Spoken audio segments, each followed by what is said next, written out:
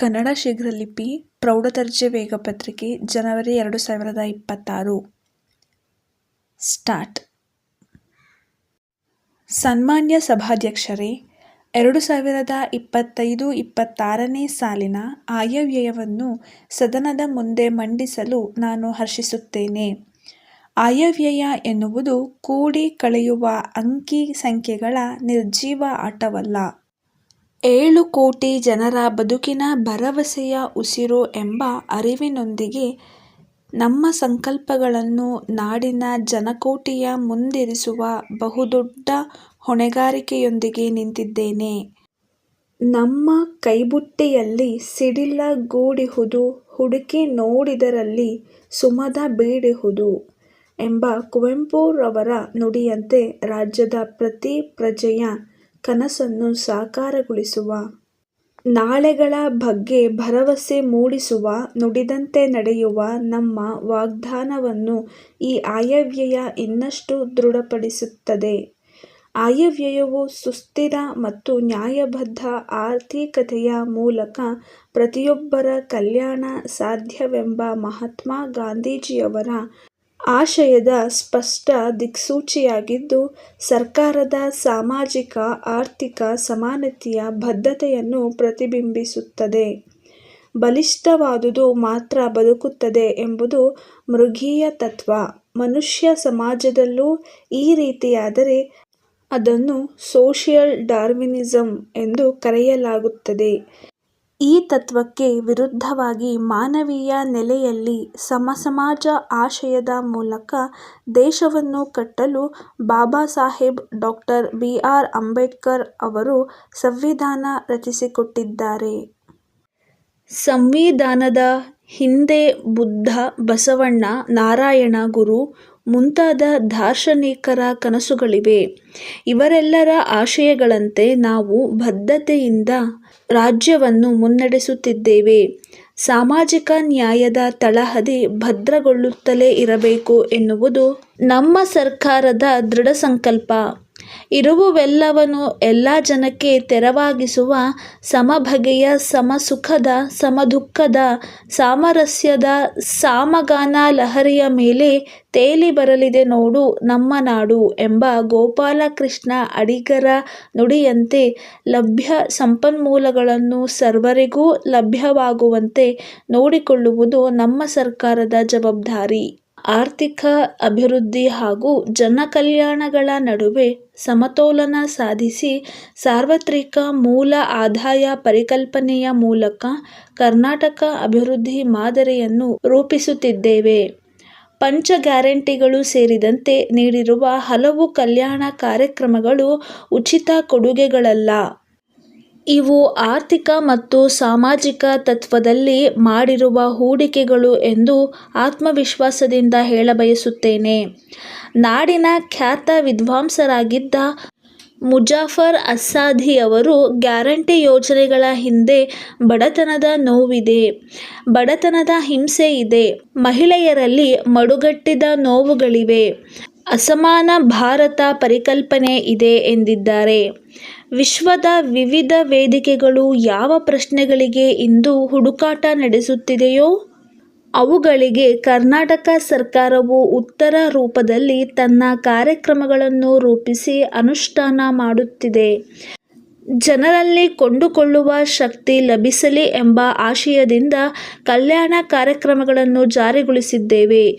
ಮಹಿಳಾ ಸಶಕ್ತೀಕರಣದ ಮೂಲಕ ನಾಡನ್ನು ಮುನ್ನಡೆಸುವುದು ಒಂದು ಬಗೆಯಾದರೆ, ಹಸಿರು ಆರ್ಥಿಕತೆಯ ಮೂಲಕ ಪರಸ್ಪರ ಬಿಕ್ಕಟ್ಟುಗಳಿಗೆ ಉತ್ತರ ಕಂಡುಕೊಳ್ಳಲು ಪ್ರಯತ್ನಿಸಲಾಗುತ್ತಿದೆ. ರಾಜ್ಯವು ಇಂದು ನವೀಕರಿಸಬಹುದಾದ ಇಂಧನ ಕ್ಷೇತ್ರದಲ್ಲಿ ದೇಶದಲ್ಲಿಯೇ ಮುಂಚೂಣಿಯಲ್ಲಿದೆ. ಪರಿಸರಕ್ಕೆ ಹಾನಿಕರವಲ್ಲದ ಕೈಗಾರಿಕೆಗಳಿಗೆ ಉತ್ತೇಜನ ನೀಡಲಾಗುತ್ತಿದೆ. ಬಳಸಿದ ನೀರನ್ನು ಶುದ್ಧೀಕರಿಸಿ ಸಶಕ್ತವಾಗಿ ಮರುಬಳಕೆ ಮಾಡುತ್ತಿರುವ ವಿಧಾನವೂ ಕೂಡ ವಿಶ್ವದ ವೇದಿಕೆಗಳಿಂದ ಶ್ಲಾಘನೆಗೆ ಒಳಗಾಗಿದೆ. ರಾಜ್ಯವು ಶಿಕ್ಷಣ ಮತ್ತು ಆರೋಗ್ಯ ಕ್ಷೇತ್ರಕ್ಕೆ ಹೆಚ್ಚಿನ ಪ್ರಾಧಾನ್ಯತೆಯನ್ನು ನೀಡುತ್ತಿದೆ. ನಮ್ಮ ವಸತಿ ಶಾಲೆಗಳಲ್ಲಿ, ವಿದ್ಯಾರ್ಥಿ ನಿಲಯಗಳಲ್ಲಿ ದೇಶದಲ್ಲಿಯೇ ಅತಿ ಹೆಚ್ಚು ವಿದ್ಯಾರ್ಥಿಗಳು ಗುಣಮಟ್ಟದ ಶಿಕ್ಷಣ ಮತ್ತು ಆಹಾರವನ್ನು ಪಡೆಯುತ್ತಿದ್ದಾರೆ. ಯುವಜನರನ್ನು ಜಾಗತಿಕ ಮಟ್ಟದ ಕೌಶಲ್ಯವನ್ನಾಗಿಸಲು ಹಲವು ರೀತಿಯ ಯೋಜನೆಗಳನ್ನು ರೂಪಿಸಿ ಅನುಷ್ಠಾನ ಮಾಡುತ್ತಿದ್ದೇವೆ. ಈ ವರ್ಷದ ಆಯವ್ಯಯದಲ್ಲಿ ಪ್ರಮುಖವಾಗಿ 6 ಅಭಿವೃದ್ಧಿಯ ಆಯಾಮಗಳನ್ನು ಗುರುತಿಸಿ ಕಾರ್ಯಕ್ರಮಗಳನ್ನು ಜಾರಿಗೊಳಿಸಲಾಗುತ್ತದೆ. ಗ್ಯಾರಂಟಿ ಯೋಜನೆಗಳ ಜೊತೆಗೆ ಇತರ ಜನಪರ ಕಾರ್ಯಕ್ರಮಗಳಿಗೂ ನಮ್ಮ ಸರ್ಕಾರ ಒತ್ತು ನೀಡಿದೆ. ದುರ್ಬಲ ವರ್ಗದವರಿಗೆ ನೀಡುತ್ತಿರುವ ಸವಲತ್ತುಗಳನ್ನು ಇನ್ನಷ್ಟು ಬಲಪಡಿಸುವ ಗುರಿ ಹೊಂದಿದ್ದೇವೆ. ಪರಿಶಿಷ್ಟ ಜಾತಿ, ಪರಿಶಿಷ್ಟ ಪಂಗಡ, ಹಿಂದುಳಿದ ವರ್ಗಗಳು, ಅಲ್ಪಸಂಖ್ಯಾತರು, ಮಹಿಳೆಯರು, ರೈತರು, ಶ್ರಮಿಕರು ಸೇರಿದಂತೆ ವಿವಿಧ ವರ್ಗಗಳ ಅಭ್ಯುದಯಕ್ಕೆ ನಮ್ಮ ಸರ್ಕಾರ ಕಾರ್ಯಕ್ರಮಗಳನ್ನು ಅನುಷ್ಠಾನ ಮಾಡಲಿದೆ. ಕೃಷಿ, ತೋಟಗಾರಿಕೆ, ರೇಷ್ಮೆ, ಪಶುಸಂಗೋಪನೆ, ಮೀನುಗಾರಿಕೆ ಮತ್ತು ಗ್ರಾಮೀಣಾಭಿವೃದ್ಧಿಗಳು ಪರಸ್ಪರ ಪೂರಕವಾಗಿ ದುಡಿಯುವ ಕಾರ್ಯಕ್ಷೇತ್ರಗಳು.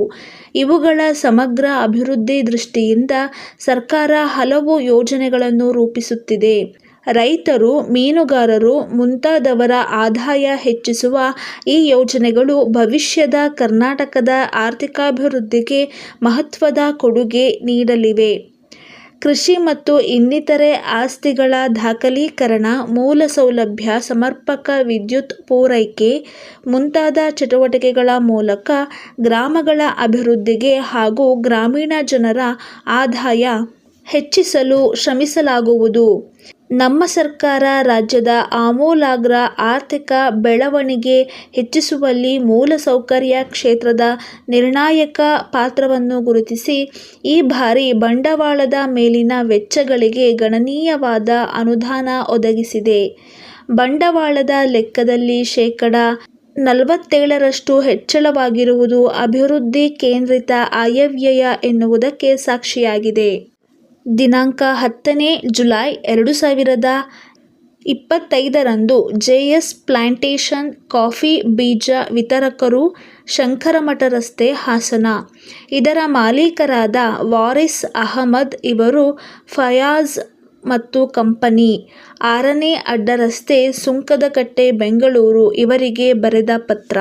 ಮಾನ್ಯರೇ, ತಾವು ಬೆಂಗಳೂರಿನಲ್ಲಿ ನೂತನವಾಗಿ ಅಂಗಡಿಯನ್ನು ತೆರೆದು ಅಲ್ಲಿ ಉತ್ತಮ ದರ್ಜೆಯ ಕಾಫಿ ಬೀಜದ ಮಾರಾಟ ಮಾಡುತ್ತಿದ್ದೀರೆಂದು ಮತ್ತು ಒಳ್ಳೆಯ ಜನ ಮನ್ನಣೆಯನ್ನು ಗಳಿಸಿರುತ್ತೀರೆಂದು ನಮ್ಮ ಬೆಂಗಳೂರಿನ ಗ್ರಾಹಕರಿಂದ ತಿಳಿದುಬಂದಿದೆ.